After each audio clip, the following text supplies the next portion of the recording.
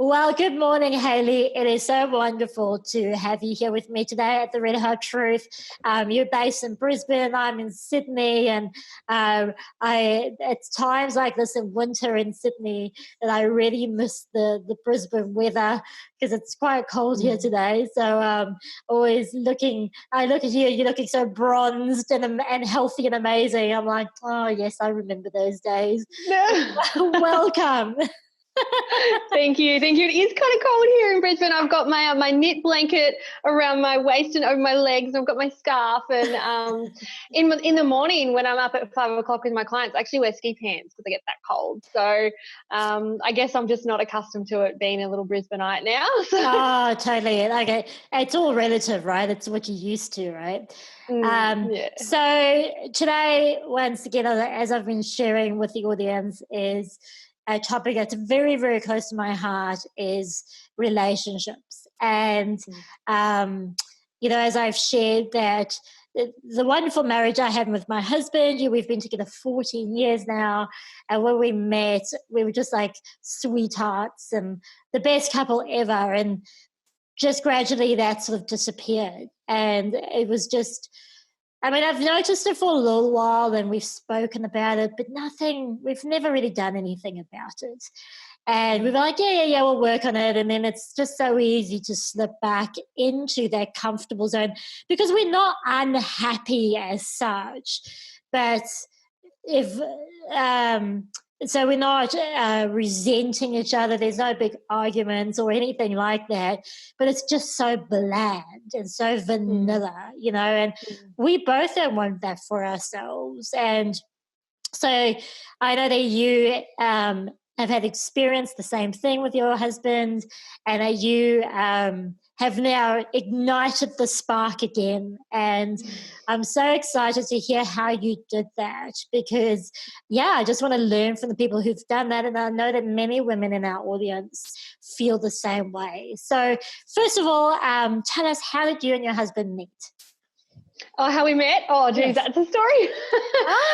So neither of us wanted a relationship at the time. 6 months earlier, I had been dumped in the most glorious fashion and I was swearing off men and I was actually planning a round the world trip. I was leaving the small country town I grew up in and I was never coming back. And he was in his final year at uni and just about to do all his final exams. And so neither of us wanted anything at the time. And I happened to be out in Coffs Harbour with my sister because she was doing uni in Coffs, he was also doing uni in Coffs. And it was just this night out and it just seemed that everywhere we turned around, there were guys just hitting on people. And it was just sort of like, what is going on in Coffs Harbour tonight? And so my girlfriend, who ended up being my bridesmaid at our wedding actually, my sister and I were in this nightclub and there was just so many people on the dance floor. So we jumped up onto like an elevated dance floor. He calls it a podium. It wasn't a podium. It wasn't a table, was it? No, it wasn't a table. It was another dance floor that was higher up, right? So we could get away from these crowds of people. It was crazy. And then I was dancing away, and the way he tells it is he just brought a round of beers for all of his mates. So he just brought like 6 beers. He had them on the tray. He turned around at the bar and he said that he looked across the nightclub and he said that in that instant he saw a glowing angel.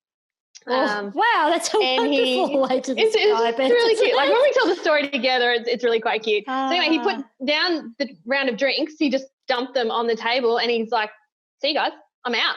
And he just had a beeline across the dance floor, like weaving his way through all these people and then just made his way basically to right in front of where I was with my girlfriend. And I looked down and I saw this smile and I was like, oh, well, that's a little bit nice. And my girlfriend next to me, she goes, oh, that's Corey. I used to live next door to him or something. And I was like, oh, okay, well, she knows. And she goes, he's really nice.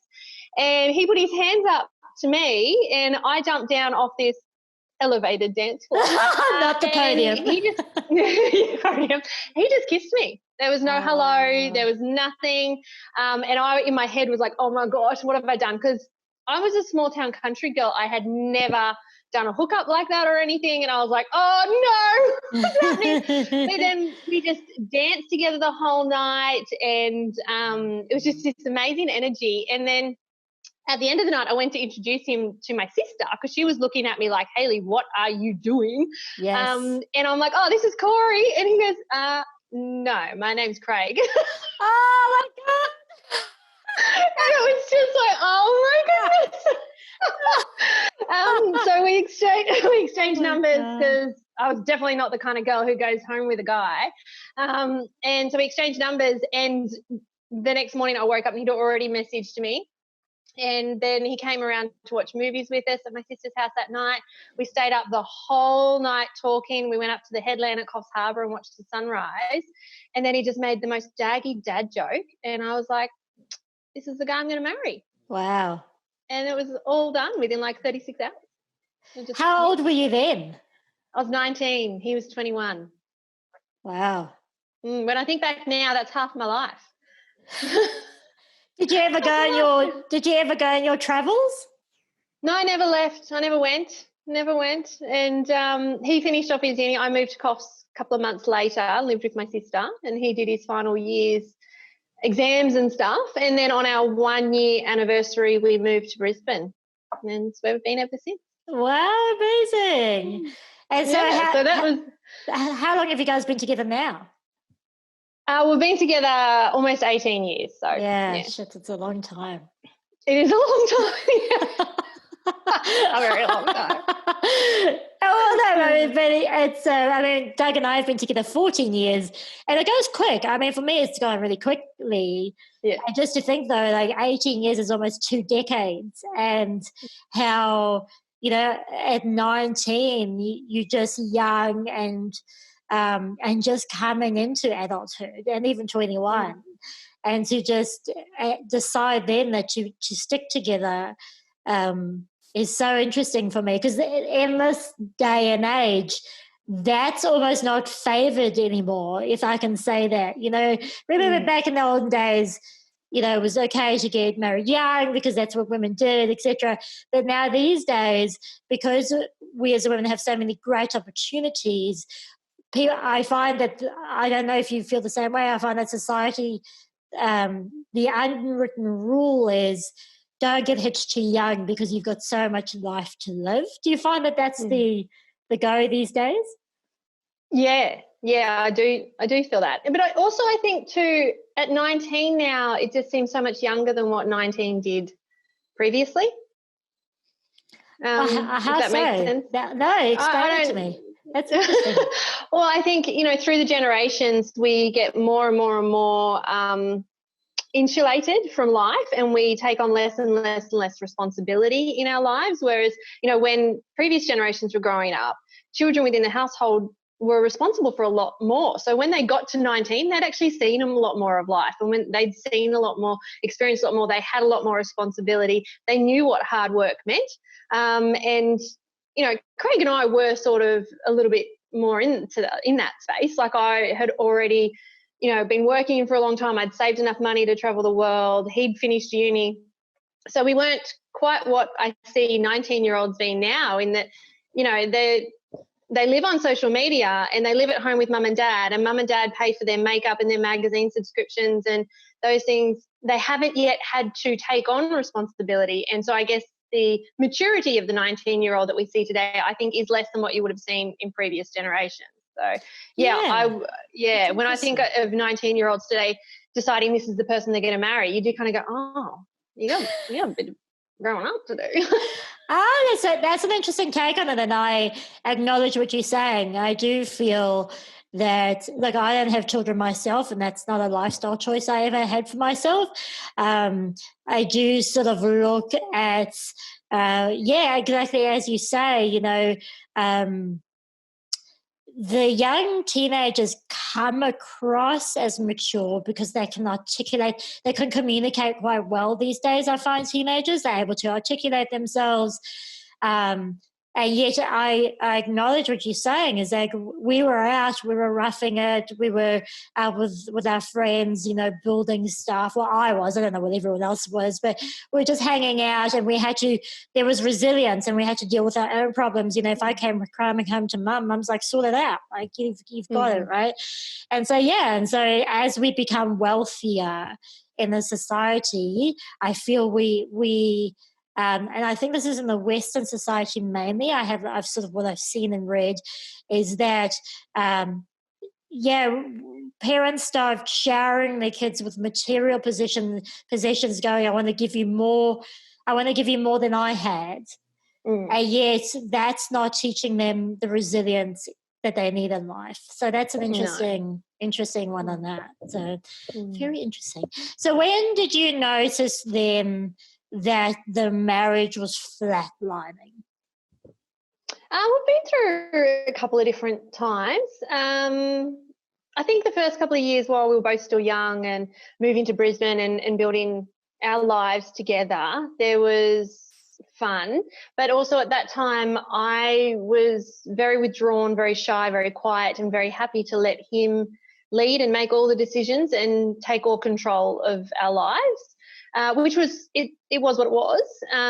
And so all of our friends were his friends. I'd want to go out dancing. He didn't want to, so we wouldn't. And so in those early years, it was very much, I was very submissive to his desires in life. And that, it was what it was. And that was from my teenage years at high school and things like that.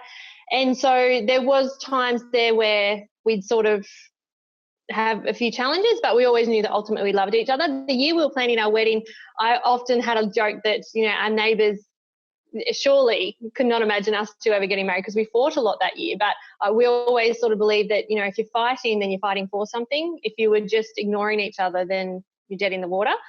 So there was quite a bit of room. Can I just stop you there? That's a nice affirmation to have. So if you're fighting for something. Yeah. And what was it? If you don't communicate, what was the next piece? It's just dead in the water. It's just dead in the water. That's an interesting affirmation and a different viewpoint. I haven't heard that before. So that's interesting. Well, that was just how I viewed where we were. No, that's great. I mean, it's great. This is what I really want to find out is like, what do you guys believe and what are you saying to yourself to make it work, right? So that's awesome. Well, it's a desire to be understood and it's a form of communication. And when you're young, you don't necessarily have the communication skills to have those sorts of difficult conversations without emotions becoming heightened. But we had lots of difficult conversations and I think that's what you build in a relationship on. It's communication. And as you grow and mature, you learn how to have those conversations a little bit more gently and subtly, and without maybe so much yelling. But the communication is key. And I do know that during that time, he went through a period where he said he didn't want to come home from work. He said that, he felt done, and he told me about that later on. I was kind of like, oh, I wish you hadn't told me that because I was very much in love with him. But he was my safe place.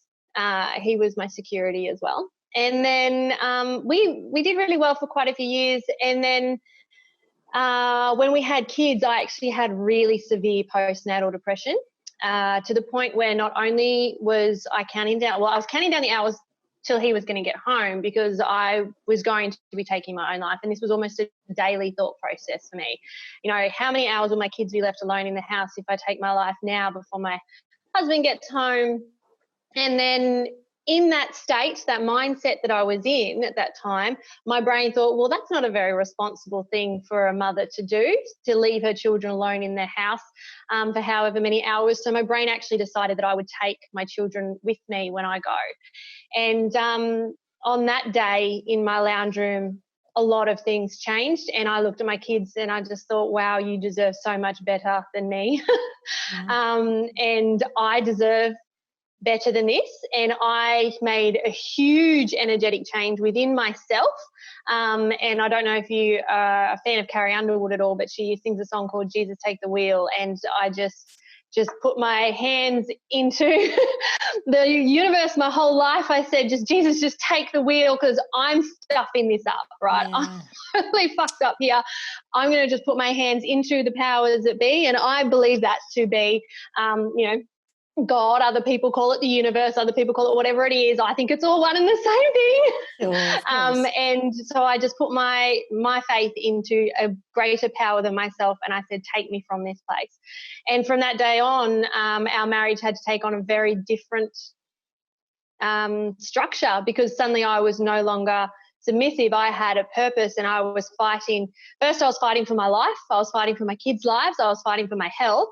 And then I was fighting for my voice. And he had to make some massive adjustments then, going from having a wife who was just happy to go along with what he wanted for his life, and that was a lovely thing, to suddenly a wife who's going, actually, you know what? I want different things now, and you're going to have to be okay with that. Yeah. So that was the first time we probably really came up against some challenges in the marriage. Wow, and that's so massive. I mean, wow, like so massive, experiencing postnatal depression. First of all, as I shared with you before, you know, a friend of mine in Brisbane actually experienced massive postnatal depression, and with all three of her children, and it's still such an untapped syndrome, because people just don't talk about it. And it's like, really, men don't know what to do. Like, I mean, because as I said, my friend's husband went to the doctor. I mean, she's a little bit older than you. And the doctor said, "Oh, just help her around the house. She's just tired. Just help her around the house." So he was washing the dishes and doing, but she's like, "That's not what I needed. I needed him to help me." Like, so that in itself is huge for you, for your children, for him, right? I mean, that's alone is massive. And then also to have that faith and to take that massive, massive, massive leap to say, I want more than this. I mean, that must have been that must have required such strength and such surrender. You know, such surrender. Surrender is probably the right word, right? To say, hey, you know, God, I don't know anymore. I need some help here. And just to fully say, please help me. I think that's massive. You know, it's so huge. I just want to mention that because I feel I don't want to underplay those things because they're huge, you know. And then also to start clawing your way back. And then still, not only is that challenging in itself, but then you also have the marital things where you have to stand up for yourself in so many different ways. You have to say, as you said, you're fighting for your life and you're fighting for your right to be seen and to be heard. And that is absolutely huge, and I really commend you for that. And thank you for sharing that with us. I mean, that's absolutely massive. Holy moly. You know, there's not many of us that go through that. I mean, we all go through stuff, but, you know. So I'm interested, were you working before you had children? Yes. Okay. And then when you had kids, did you give up work? I did, yeah. I thought I was meant to be the full-time stay-at-home mum. Turns out not. I was not built for that. I was not built to sit in the lounge room. Oh, my God. And I find it, I mean, once again, for me personally, that's again a challenge in itself. But I mean, that's just from me. I mean, there's so many. Being a mum is such a great gift and such a sacred bond. Just as you say, needing to know yourself. So how did you go about then reconnecting with yourself? I really want to, because this is called the Red Hot Truth, and I really want to find out the process and the workshops or whatever you did. How did you come back to your truth and finally bring out that Hayley that was always inside of you?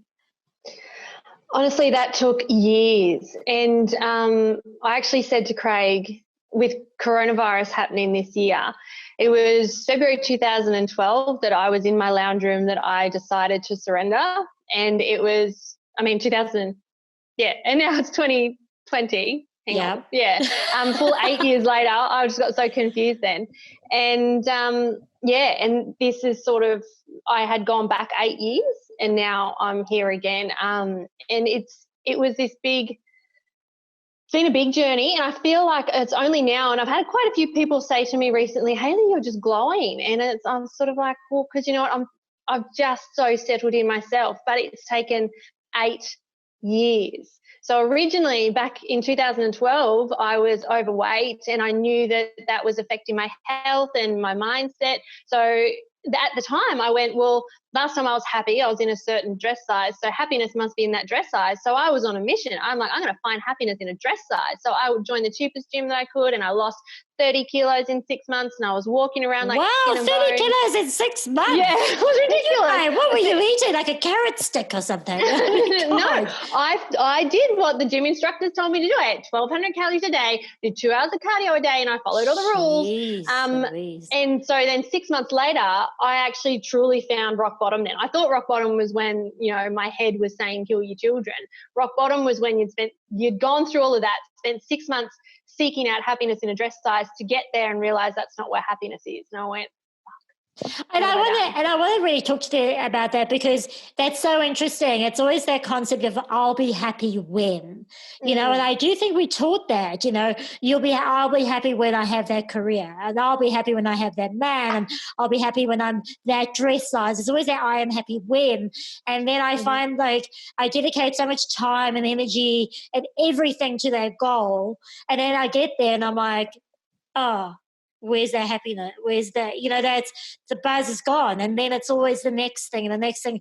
So when I look for affirmation externally, it always lands up being the wrong game, because it's always, it's never there when I want it to be there, So that's so interesting. Yeah. Please carry on. Yeah. No, that's okay. So at the end of that 6 months, it was that truly hitting rock bottom. And I do describe that moment as being a relief, because I don't know if anyone's ever been through it, but when you're falling, it's this constant helpless feeling of I'm falling, I've got nothing to grip onto. But for me, when I hit rock bottom, it was like this, it felt like shit. And I was like, fuck. But it was a platform for me to push off. And it was this relief. It's like, I've got this solid underneath me, it's muck and it's disgusting and it's awful and I don't want to be here, so I'm going to push off. And so then from that time on, and it was just this upward motion, and I was just so energized by this vision of who I was going to be. And I was so lucky at this time, I was 28 by that stage, to have someone do a visualization exercise with me of what 30-year-old Hayley was going to look like.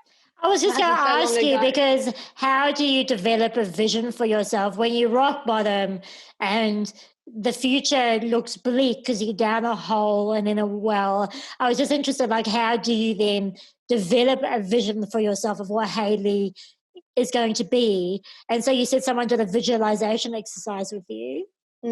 Yes. So I was working with a mentor, and I definitely think that, having coaches and mentors to do those things with you is really powerful. You can do it yourself, but it was about creating who is 30-year-old Hayley going to be, and then having that vision, this thing that I was going to lock onto. So I wasn't looking at the Oprah Winfrey's or the Ellens, DeGeneres, or, Jennifer Lawrence's or anyone else in the world that I wanted to emulate. I was looking at who I had this vision that I was going to be, and I hauled ass to get to her. And so I suppose, and externally those 2 years were seen as being very selfish, because all of my work was purely focused on me, and externally people could see that. So I threw myself into my education, I threw myself into growing my business, and I threw myself into my personal development and who I wanted to be. For me as an individual, and not using anyone else as an example, but who I thought that I needed to be at that time. And definitely I reached that 30-year-old Hayley image. But, that was 6 years ago, and the journey has still continued, and it's been such a purposeful pursuit since then. Like, it's just been this, no, I've got to find me in all of this and how I feel powerful in my feminine strength. Yeah, that's so interesting. It's that word selfish is so often used with women when they start going, hang on, I need to sort myself out. And I was in the library yesterday, and I was talking to this woman, because I talk to everyone, and I was talking about relationships and stuff, and I was sharing with her that I'm doing the segment on how to get the spark back in your relationship. And she says, oh, my husband and I have the spark. And I said, well, how do you do it? And she goes, we've always said that it's us first, then the children, and then everything else. And she goes, I know that must sound selfish. And I thought to myself, wow, where does this concept of selfish come from? Like, where did that actually ever enter our paradigm that looking after ourselves is selfish? And I thought, the only people who will ever call that selfish are the people who aren't getting what they want from us. You're not being who I want you to be, and therefore you're selfish, right? So then really they're being selfish by calling you selfish because they want you to be who they want you to be. So everyone's selfish, right? We're always selfish. And as much as we try and convince ourselves that we do stuff for others, it always gives us something. It gives us an emotional hit. It gives us whatever, but we always do it for ourselves. And I just really want to nip that in the bud, because if anyone's calling anyone selfish in the audience, you need to stop that shit, right? And if you're calling yourself selfish, you really need to stop that quickly, because there is no such thing as being selfish, in my opinion. So it frustrates me so much. I'm so annoyed that people call being selfish. So tell us a little bit, because I know women will want to be interested. So did you do any specific courses to come back to yourself? Did you work with a coach? How long did you work with a coach for? You said you started a business. How did that come about too?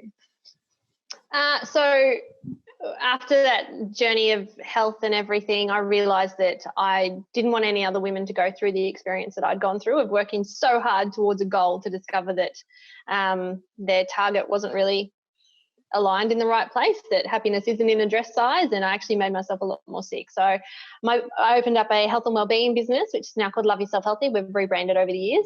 And that in itself was a huge personal growth. I had to learn so much about myself.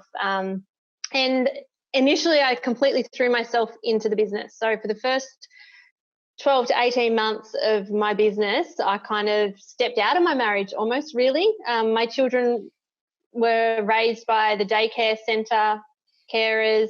My husband and I were just sort of ships in the night. He had his career, I had my business, and it sort of was this beast of its own.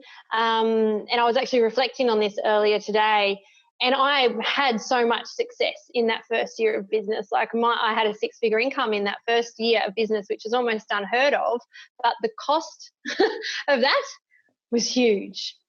Because I wasn't being who I wanted to be, which was a mum and a wife and a business owner. I was just being a business owner. And so then I had to consolidate that for myself and bring all of that back. And it was just this continual, I call it insatiable curiosity. So always asking myself the questions that people are often too scared to ask themselves, and acknowledging the truth in what is there. So my husband and I started marriage counselling at that time. I went to counselling on my own because I knew that I needed to get some work done. I took kids out of daycare a couple of days a week, and I would actually take them to work with me, and I started limiting my hours at work and bringing us back to being a family unit again, which meant that obviously I took a hit as far as business went, but I felt like the emotional, spiritual and family value was, weighed against the financial loss. And then through those years I had other business coaches. I had quite a few mentors, and just starting to have really honest conversations. So you don't necessarily even need to have a paid mentor. You're right, Petra. Sorry, man. You know what? I swear I've just manifested that. Stop fighting me. Sorry, Hayley. Do not disturb. Sorry about that. Oh, your phone went off. The phone's going off. Sorry. I was just like, damn it. That's sorry. okay.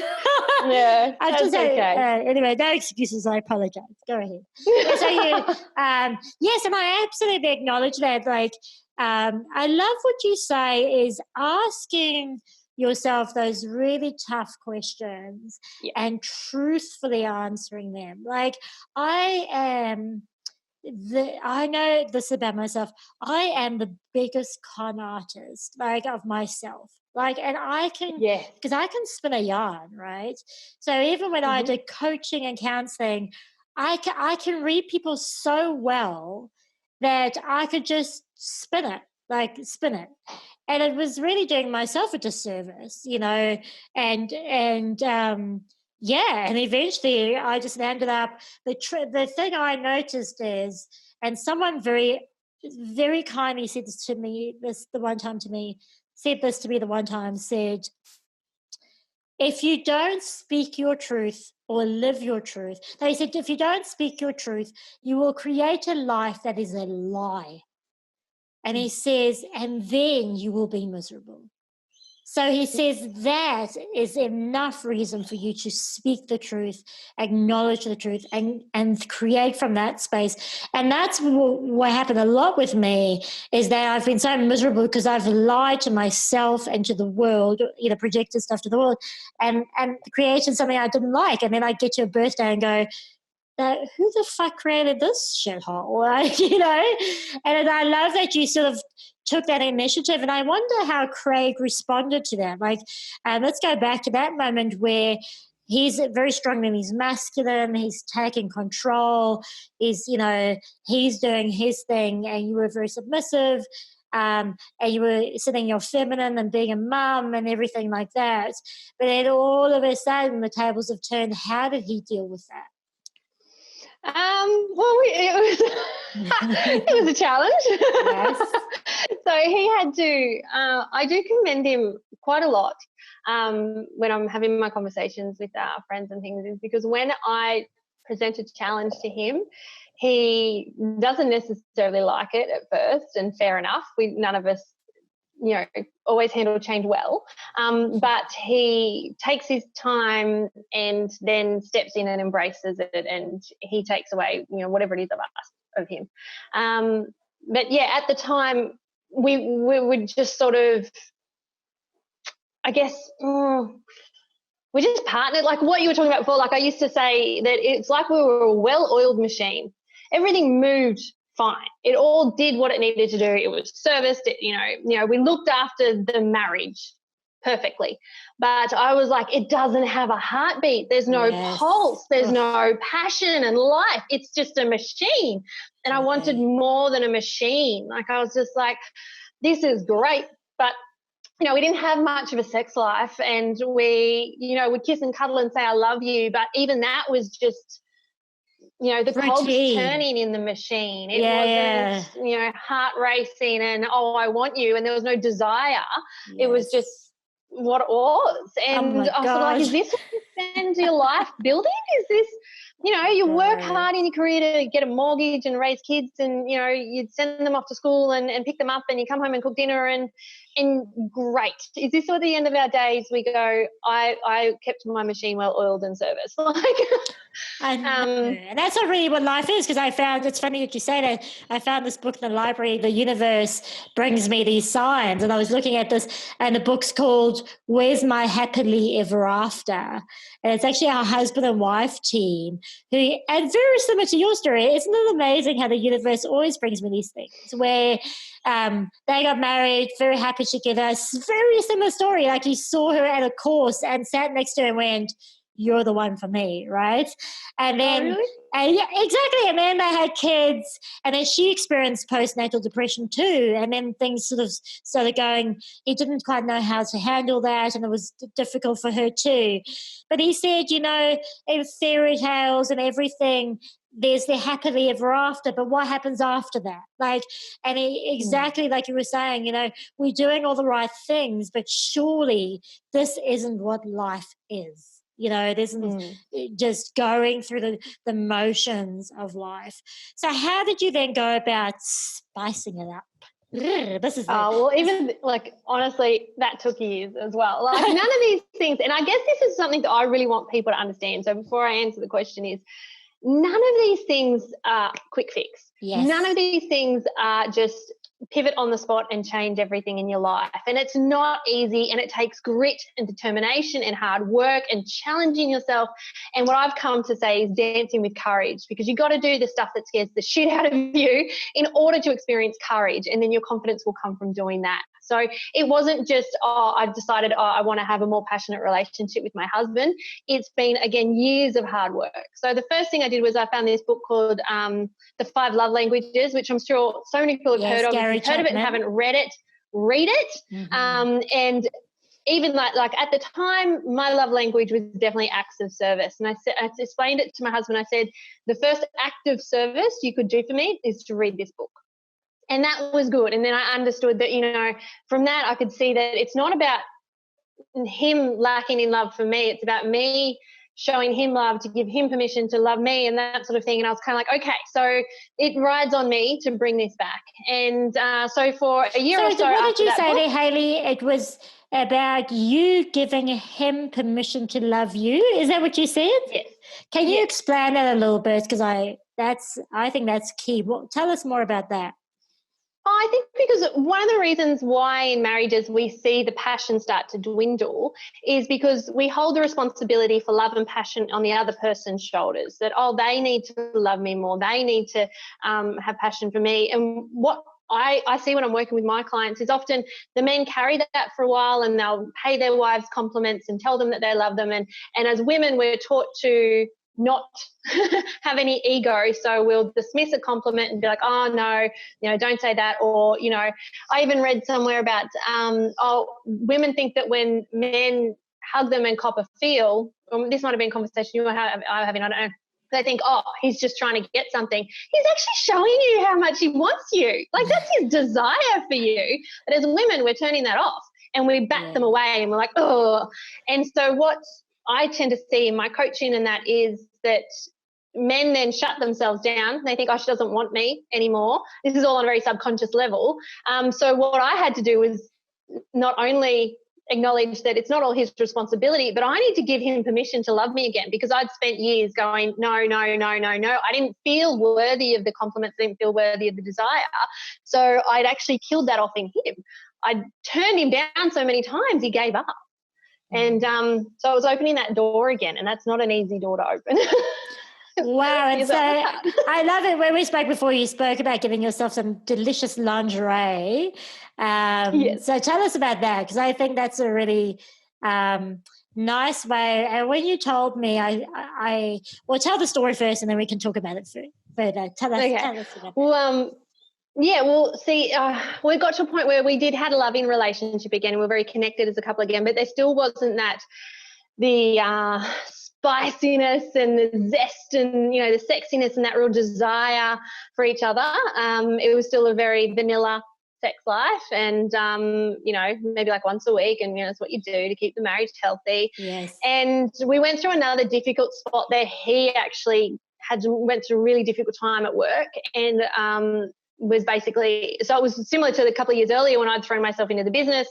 We were just on the flip side. He was throwing himself into work, and I ended up getting to this point where I was like, man, I'd rather be a single mum than keep living this way. Yeah. And I was going to an academy at the time, which for the first time since he and I met, I was exposed to other men because I'd always worked with women.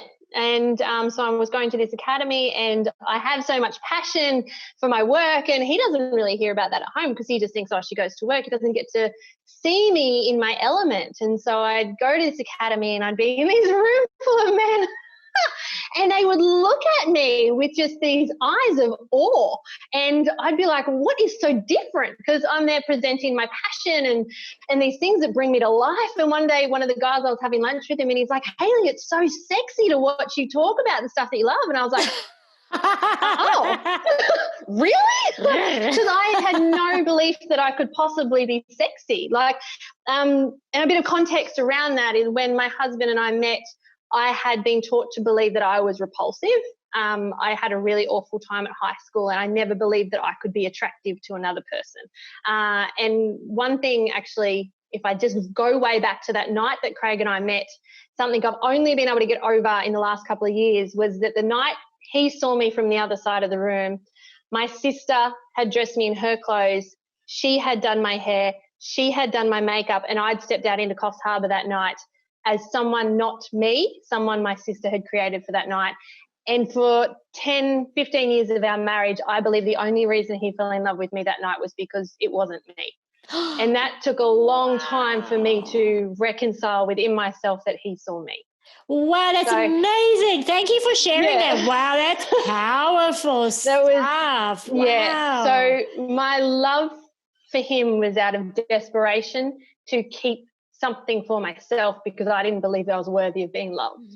So, and I believed it was because someone else created an image for him. And even now, it brings up emotions. And it's only been in the last few years that I've been able to go, oh, hang on a minute. I'm not that repulsive person that I was taught that I was.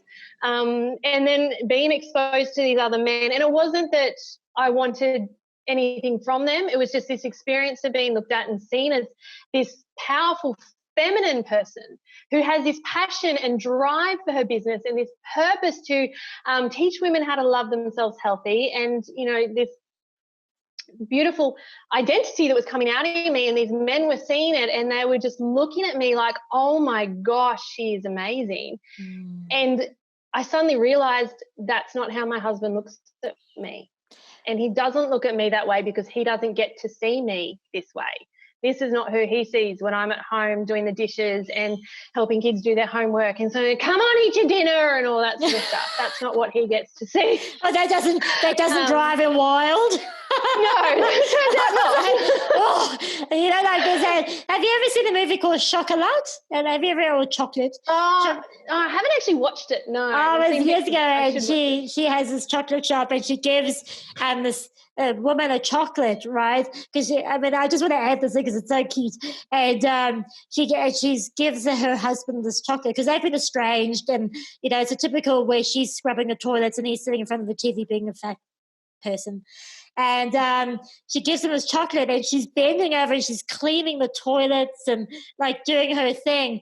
And the next thing he eats the chocolate and he's like, hubba, come here, girlfriend. And I had to giggle because I thought, yeah, that's the most unflattering position to be in. And so if a man still finds that sexy, that chocolate is working. That's good chocolate. Give me some of that stuff. Distribute that chocolate readily around the nation.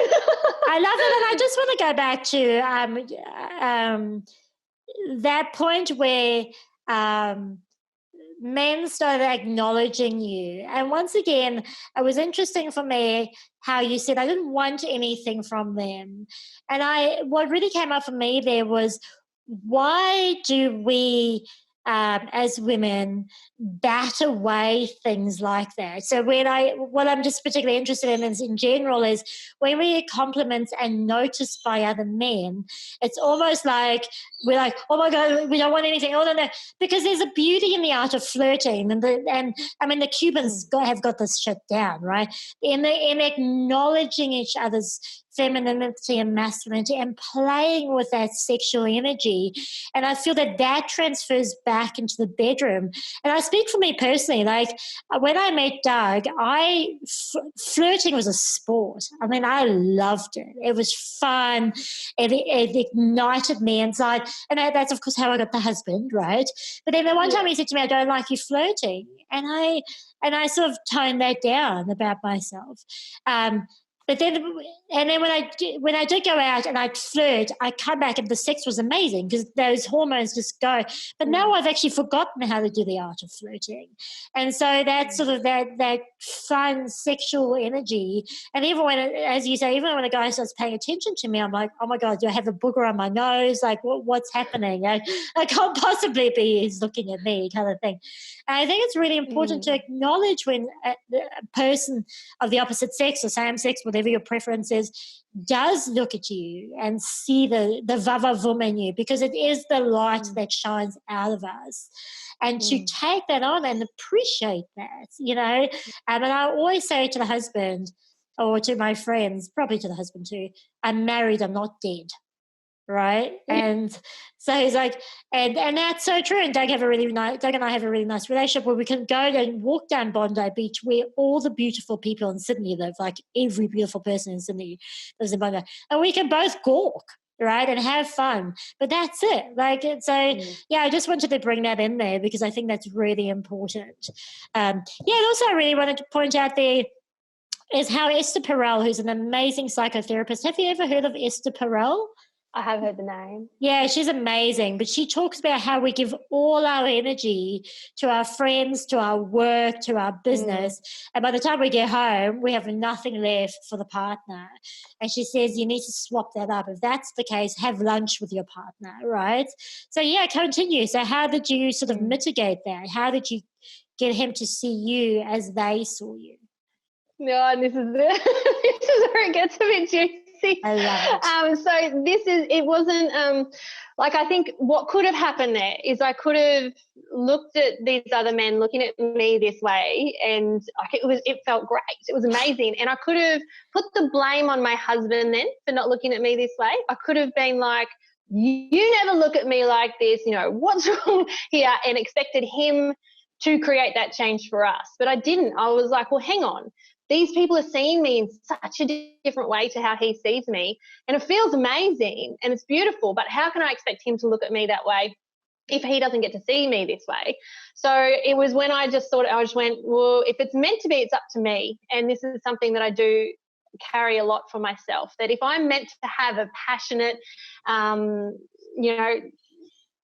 wildly sexy relationship with my husband, then it's up to me. I can't just tell him that's what I want and expect him to create that for me. And I still at that point was very prudish. We'd spent probably 12 years having sex with the light off, missionary under the sheets and quietly so the kids don't hear, and once a month or once a week or whatever it was, and that was it. It was really basic, and it was hard, and he wouldn't embrace me or kiss me or cuddle me. It was sort of just that well-oiled machine. It was just what you do. It was part of a healthy relationship, and so we do it because that ticks the box, right? Yeah. And I'm like, I want more than that. But I knew I had to overcome a lot of things for myself. I didn't like it when he saw me naked. I didn't like it when he reached me like he had asked me to wear G-strings. And I was like, I can't do that. Even though I wore them under my active wear, so I couldn't wear them in front of him. Oh, wow. But I was like, okay, so what makes me feel comfortable? What would make me feel sexy? What if I just bring this all back to me? If I want him to see me as sexy, because these men see me as passionate when I feel passionate. I want him to see me as sexy when I feel sexy. Yes. So I started buying lacy undies, and I know that sounds so basic, but I was always the black or skin-coloured cotton briefs or my G-string under my workout tights, and that was it. So I started buying lacy undies and wearing them for myself just to feel sexy. And he didn't have any idea. He had no idea that I was doing anything to try to bring this passion back, because I knew that if I brought it to him, it would be too much. I had to do this work for myself. And eventually I started just wearing T-shirts and just the undies around the house, so he could see that I brought myself some lacy undies. Just a tiny little thing. But it took so much courage for me, because I was so prudish, because I had been taught that I would never be sexy. I would never be desirable. I was repulsive. And I had to take that back for myself, and the femininity of it, not just the, I suppose, pornographic idea of what sexy is. It was more towards the sensualness of a woman who feels really good in her own skin. Yes, and I want to say that as well. I love that you bring that up, actually, Hayley, that femininity part, because I was watching a dance video, because the husband and I love dancing, and we do like a weekly dance video for Facebook, right?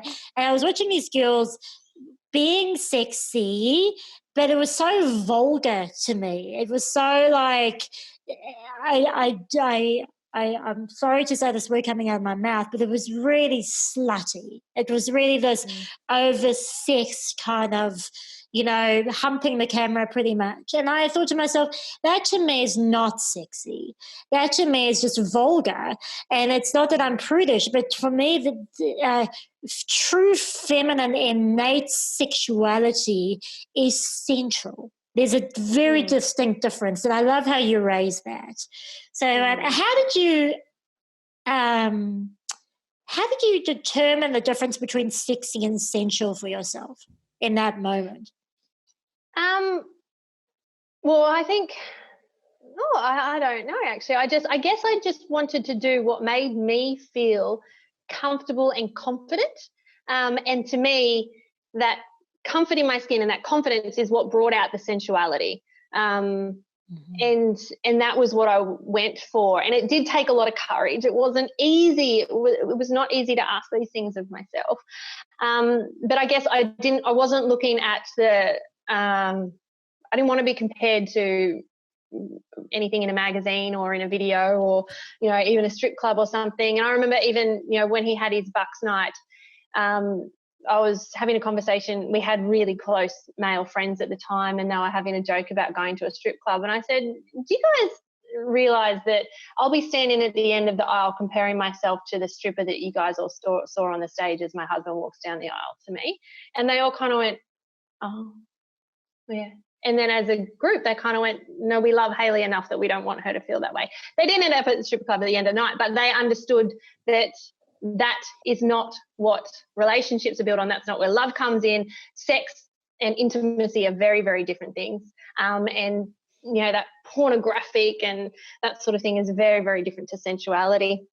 And to me, intimacy is into me, I see. Say it again. So you have to say that slowly again, Hayley, because I love that so much. So what did you say? Nice and slowly for us now. So intimacy is into me, I see. Into me, so I to see. Me, yeah, and I've only learned that recently, but there was the energy of that I'd taken on anyway. And then to me, when you become intimate with yourself and comfortable with yourself, then you can invite someone into that, and that is beautiful and sexy. And that was then the process that I had to go through. I had a husband that I'd shut down his desire for me, basically. I'd spent years telling him I wasn't worthy of his desire. And so it was up to me then to open that door and to give him that permission again. And the hardest thing I ever had to do was to hit on my husband and to approach him, because the risk of being rejected by the person you've committed your life to is massive.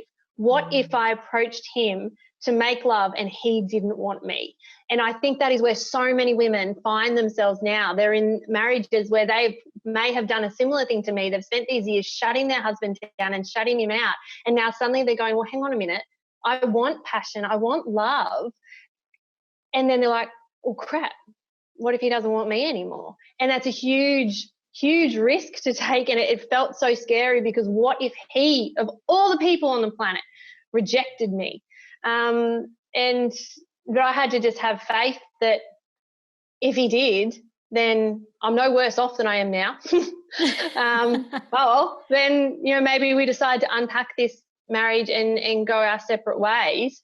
But if he doesn't reject me, if he lets me open that door, then we actually, you know, we have something to work towards. And it's been years of me rebuilding this intimacy, and him, it took him a while. And, you know, we have a great relationship now. It's a lot of sexy time. Yeah, but I suppose it's like, you know, when he's been bitten so many times, it's it'll be really hard for him to go, well, does, you know, what is she willing to let me do here? So, yeah, it was years of, you know, just getting, you know, little bralettes and sexy undies and wearing them around the house, and hoping that he'll see me. And if he didn't see me, then I was saying to the other girls, some days it's like I have to fan my feathers like a peacock and be like, I'm here. It's like, pass me the salt, you know, reaching across the table. But it was never about I want him to make me feel sexy. It became this thing about, what can I do to feel sexy, and then invite him to come and enjoy that with me.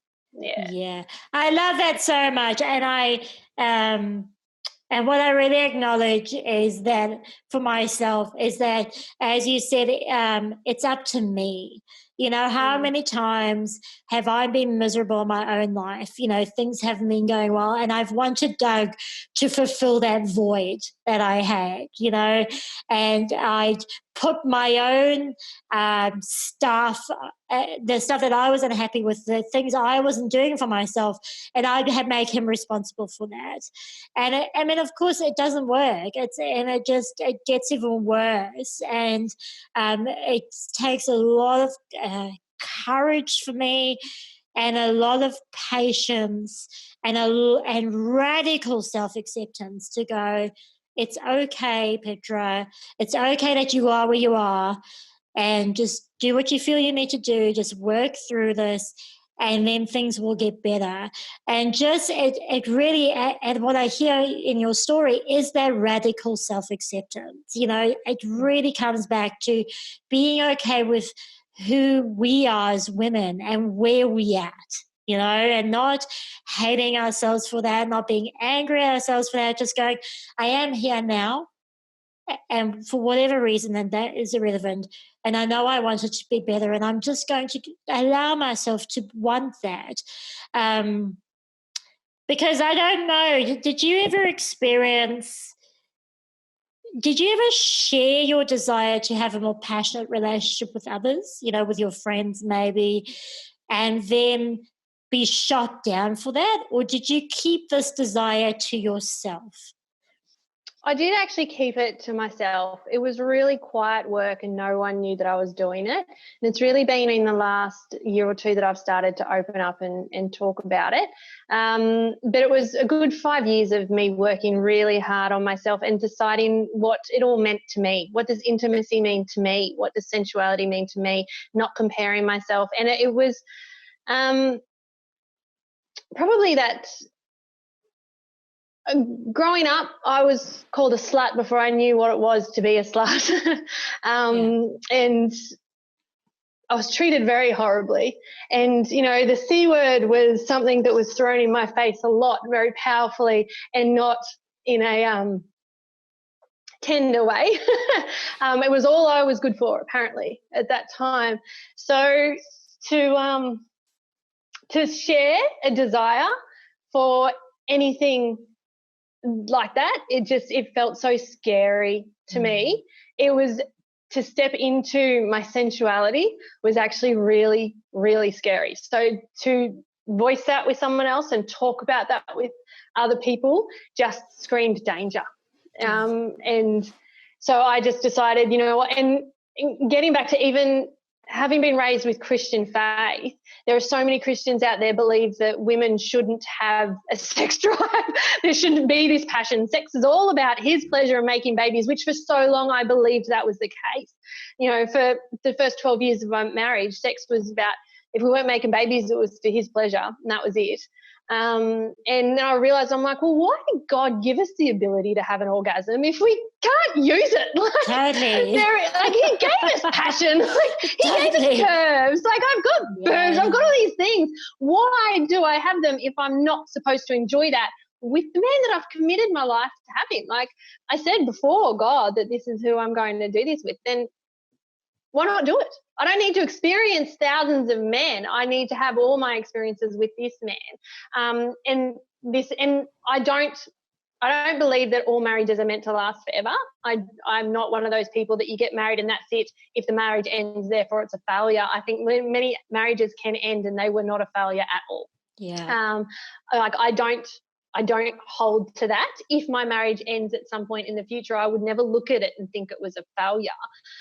It would just be we're moving into a new transition in our life. And I think that was actually probably something as well, is because I got to that point where I was like, I'd rather be a single mum than this.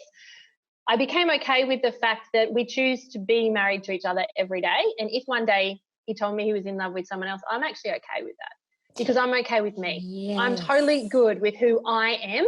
It would be awful to go through the process of, unpacking our whole lives and pulling it all apart and our children having to adapt to, a broken marriage or whatever. But I would be okay. He would be okay because we're individuals and we're choosing to come home to each other every day.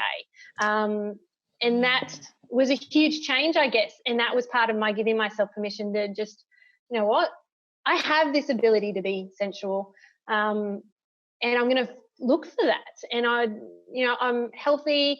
I've done everything else for me. Why won't I go into that? And also understanding science. I'm like, oxytocin, it's good for your health. Sex is actually good for your health. Totally. You know what? I'm just improving my health in another way. So it's so interesting. I love what you say. Two things I really pick up there is really being conscious of what we've been taught about sex, and I don't, because of the studies I've done and because I'm really interested in this, I can honestly say that it stemmed from the time about 2,000 years ago when there was privatization of land and the men wanted to take over as the doctors, like when medicine became the man's domain. They made powerful women who were in tune with their femininity and who knew about medicine and herb medicine. They made them witches. right? And these witches were burnt at the stake. Like that means over like almost 2 million women that they know of were burnt alive at the stake. And therefore that thought process that women are only there for men's satisfaction and objectification stems from a very, very, very long line, right? And religion is prolific with these things, prolific, right? And so it's really about acknowledging what you've been taught about sex. I think that is massively important, because in my own experience, if I hadn't looked at that, then it's just that underlying current all the time that's sitting there stopping me. So I think that's really, really important. And I really love how you reach that point. I feel that that's when you truly sit in your red hot truth, is when you're at that point where you go, I'll be okay. I don't need anyone. Like not in the sense that I don't need anyone and I'm so independent and fuck you all. In the sense that I'm here by choice and I choose to be with you and I choose to commit myself to this relationship. And then it becomes a choice and not a necessity.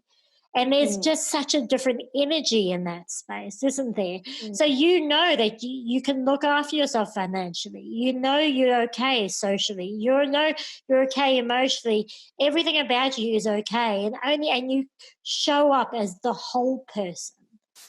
And that's how I think it really happens. And by you being that whole person, you allow Craig to be their whole person too, because it's not a needy thing, right? I don't need you to be anything for me. And that gives him permission to be who he is. And sometimes that also puts up a mirror. I don't know if you've experienced that with Craig, because when I started standing in my own truth, here's a perfect example. When I gave up drinking for a few years ago in New Zealand, almost all of my friends, because we were partying hard by that stage, all of my friends, when I said I'm not drinking, went, well, I don't have a problem. I said, I didn't say you had a problem. I said, I'm not drinking. But you see how that just was a mirror for them, that, and I wonder, did that ever come up for you with Craig, where you were just shining and standing in your red hot truth, where he went, hang on, I'm not cool with that. Yeah, that did happen. And, that in itself was a challenge. There was a bit of possessiveness that then happened, because suddenly he could see that his little wallflower wife was, out there. Blossoming. She was blossoming. She's blossoming. And, every transition takes, it's not easy. And I have a very good friend in my life who's a male, and from every male in my life that's, like my dad, my brother, all of our friends, every single one of them have accused us of having an affair, because I've gone from being this quiet little wallflower to a woman who, can just confidently jump up on stage and speak in front of a room full of men, and, we'll just have a conversation about whatever comes up. I'm like, let's just be honest. Why not? Yes. And there has been a bit of he has said things at times like, that he doesn't want, my bits, around other places and stuff. And at times it sort of has made me go a little bit like, you're actually holding me back now. But I have to be patient with him. I've created a lot of change very quickly, and that's intimidating for a man, to see a woman to really step into her power and her self-worth and just go, you know what? I'm okay. But what he has started to recognize is that I still choose him every day, and I come to him every day, and my libido is like through the roof. I often joke that I swear what goes on in my head must be what like living in a 17-year-old boy's head is like. I love that. That sounds so exciting. Back to him. Amazing. Even like your man. It all comes back to him, and well, yeah, and at times he has resisted that a little bit too, and I've had to just accept that he's not where I'm at, and I have to be okay with that, because he's got his journey as well, and I'm the one creating change. But he really seems to be catching up at the moment, so that's good. And yeah, it has been, everything takes work and adjustment, and it has been an adjustment. And it's not like I'm out there, flaunting myself out for other people. It's for him.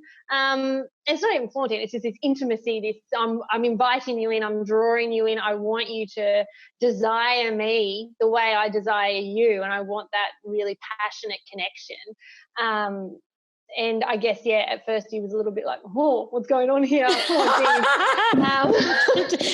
mic's falling. Oh, my God. I'm getting all hot and flustered. It sounds so exciting. I'm not cold anymore, funny enough. No, my blanket's come on. I'm warm now. But it's just, like, to me, intimacy in your relationship, it's like, and I'd say this because I have women asking me all the time, and intimacy coaching is great. If you just look at just sex, just that one element of intimacy, I sort of think of it, it's like, how they say the only workout you regret is the one you didn't do. Yeah. And it doesn't matter how much you don't feel like doing that workout, like you're sitting in the car outside the gym going, I just don't want to go in there. Yes, like this. But you feel so great afterwards, right? Yeah, exactly. You come out like, oh, I'm so glad I did that. Yes. And you can take on the world. I'm like, well, sex can be the same. Like, women often, when they have a disagreement with a man, like, oh, he doesn't get that anymore, they're denying themselves, firstly, of all of the goodness that comes from it, all the hormones and the endorphins and the feeling and the pleasure and the closeness and the forgiveness and the love and the intimacy. But then, they're also taking away that connection for the husband. And it's like, well, if you took sex out of that part of your relationship and made it a separate thing, we're not talking intimacy, this is just purely sex. What if you just did it? Like, once you get going, you're going to start to feel, okay, well, this isn't so bad. It's like, once you've done your warm up at the gym, you're like, well, I'm here now, I might as well finish the workout. Yes. The same with sex. I can guarantee you, when it's with your significant other, I'm not talking about Tinder dates here. This is a different thing.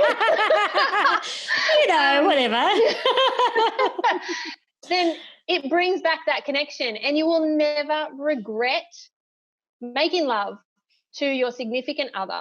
Like, you would never regret doing a good workout. It might be hard to get started, but it's going to bring back the intimacy and bring back the closeness, and, just doing that, oh, I've got to do this.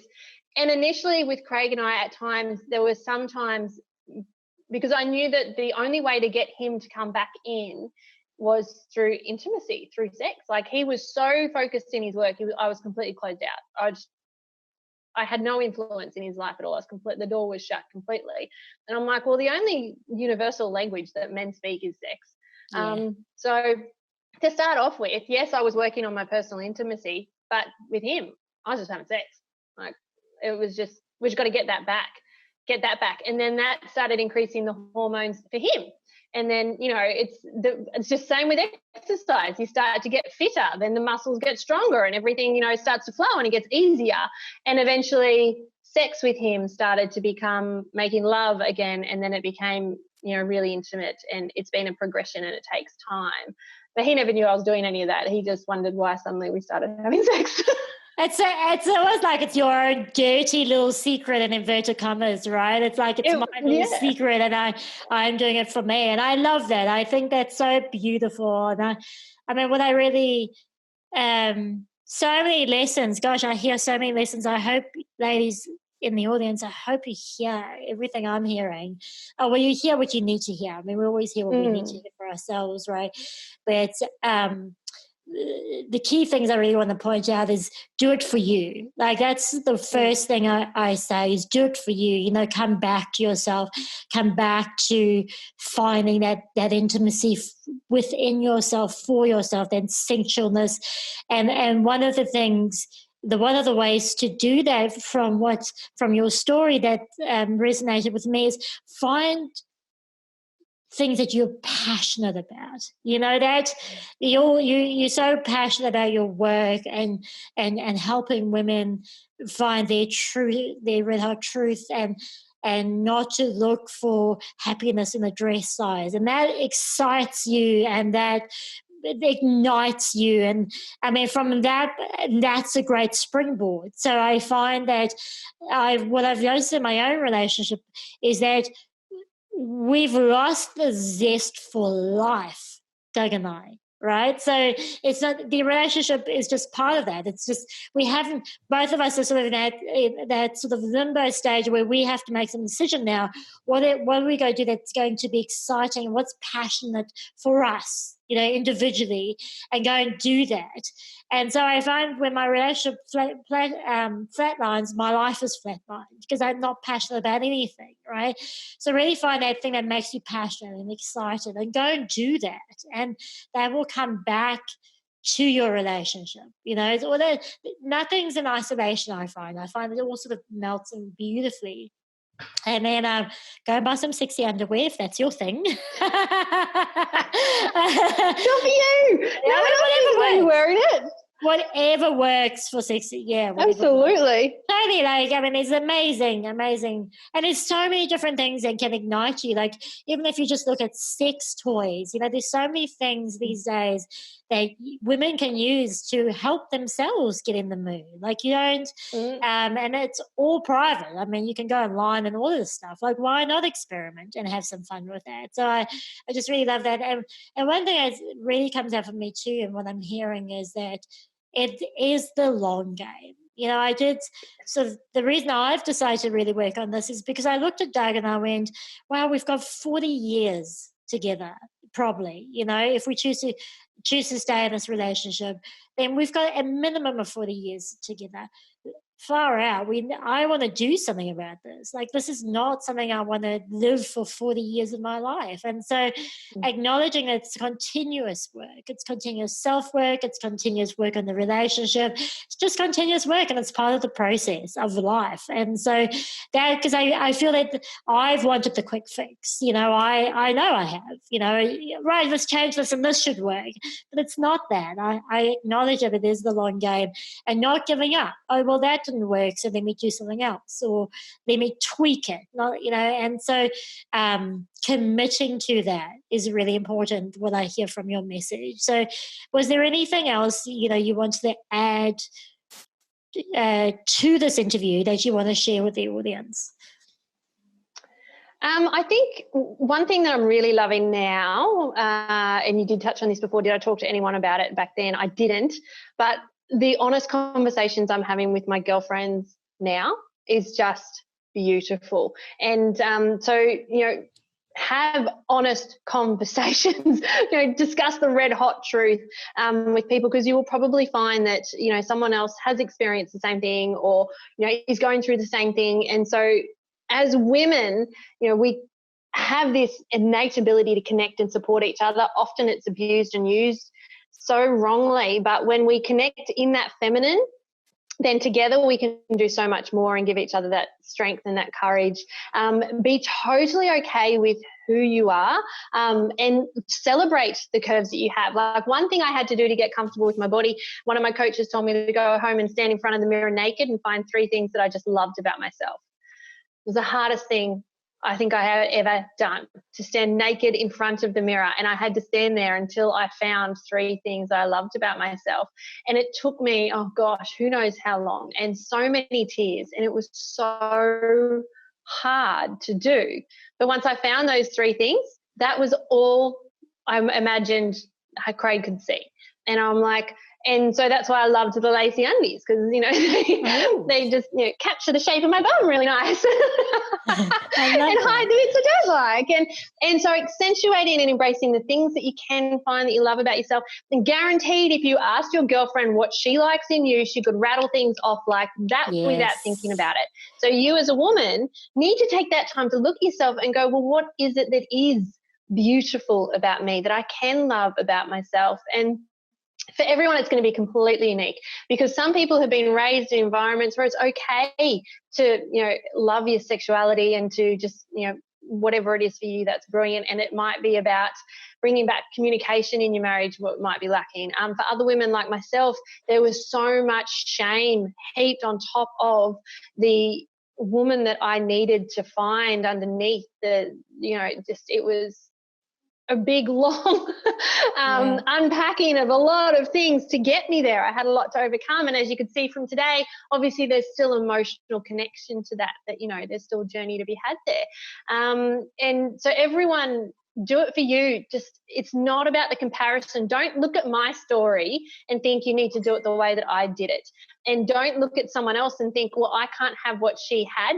But if I could bring it back to anything, it's do it for yourself. If it's meant to be, it's up to me. Take ownership and responsibility and control of where you are and be like, this is where I am, and get totally okay with being uncomfortable and really step into courage and push yourself, even if it is just have a look at a sex toy on a website. Totally. If that's a terrifying thing for you, then you can go into Chrome on your phone and there's a little tab there called incognito. Yes. No one's ever going to know that you looked at it. Like, just shut that window and no one's ever going to know. It's your time. Get okay with that. For everyone, you're starting from where you're at. This is your marathon. It's not a sprint, and you're not competing against anyone else. This is your journey, and it's going to be all over the place. And if you get rejected, it's okay, because at the end of the day, you are the one who has to love yourself. And, the name of my business is called Love Yourself Healthy. So I guess that's what's always going to come back to for me. I love that. Oh, wonderful. Such beautiful, beautiful words. I love that. So, yes, tell us where we can get hold of you. Okay, well, my website is loveyourselfhealthy.com.au. I'm not very techie with the website-y stuff though, so it's a website. It is what it is. It's there. However, it is. However, Facebook, I tend to be more capable for some reason in keeping up to date on things on Facebook, and so there's Love Yourself Healthy with Hayley Wilson is my page, and there's also a Facebook group, Love Yourself Healthy with Hayley Wilson. And in the group, I go more into these sorts of things. Publicly on the page, not so much. I talk more about epigenetics and, personalized health and that side of loving yourself healthy. But yeah, you can contact me through either the website or my Facebook page. And I love to talk about this now, and I'm going to bring more of it forward. And I'm being approached by so many people to start intimacy coaching and bringing it into the work that I'm doing. So I'm currently in the throes of, getting those qualifications together and that. But yeah, it's Thank you. No, lovely. And we'll put those links in as well, as we always do. And I mean, as always, I just ask the women who are listening to just take one thing from Hayley's story. As she said, it's, she's not wanting to be the example of how you should do it. She's saying, I have done it, and it's an individual journey. And like I always encourage ladies, take one thing and just try it on for size, as I say, and see how that works in your life, and experiment and give yourself permission to give it a go. And if it works, great, keep it. If it doesn't, flick it and do something else. But the main thing is come back to your truth and give yourself permission to do so, and put the work in, because it is really where happiness and sassiness and sexiness and all the juicy feminine stuff of life lives, right? So please go ahead and do that. And once again, connect with Hayley and let Hayley and I both know what you thought of this interview. Comment on it or send us a message. And please also share this with all those amazing friends and family members you have, those women want better relationships and maybe don't feel comfortable talking about it. But this is why we do this podcast, is so we can be truthful and open up the door to help every single one of you to live your truth. And I've always been really open about this, Hayley, is like I'm going through this myself, and I'm taking the audience with me. And once again, to show, like you, that it is possible and there is no shame there. And I just want every single woman to know that. So guys, please do share this interview. Hayley, once again, thank you so much for your time and for sharing your beautiful truth with us. I'm so excited, and I'm going to go back now and start writing, because I too choose one thing, right? So I'm going to see what that one thing is for me, and I'll let you know how I go with that. So thank you again for your time today. No, thank you so much. It was fun. All right then, my lovely. Well, I'll speak to you really soon. Ciao.